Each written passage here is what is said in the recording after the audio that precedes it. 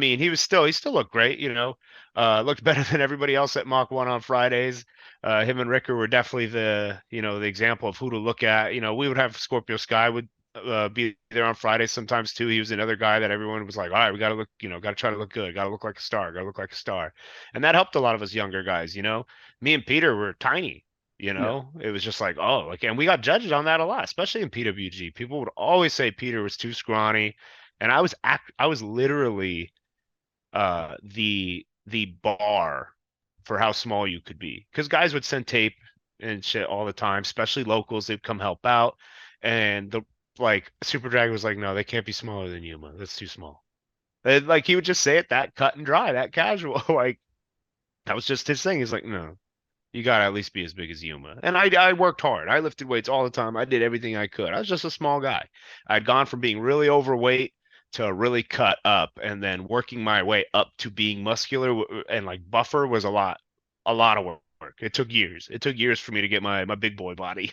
I think there's something to be said though about, you were the small guy on a roster.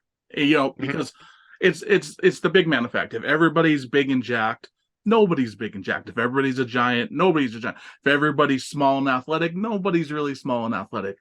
So I can kind of see the vision where you're the smaller guy, you're the one who can bounce around, you're the one who can get surprising wins. It's your role. And if you start diluting that by having multiple people do the same thing, it starts mattering less. Yeah, honestly, that's a really good way to look at it. And it's like, like I was the small guy. Uh, and then Peter kind of got pigeonholed as like a comedy guy, and a lot of that Mhm. had to do with because he was smaller too. And then he obviously proved that like they were like, oh wait a minute, this guy can really really work. He wasn't just there to make everybody else look good. And look at him now.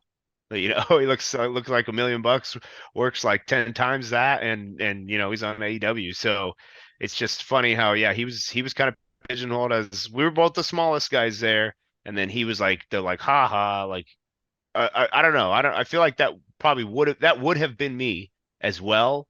We would have maybe even been together had it not been for Rockness. By the second show, they teamed me and Kevin. At the end of me and Brian Cage, he was a Brian Cage Taylor.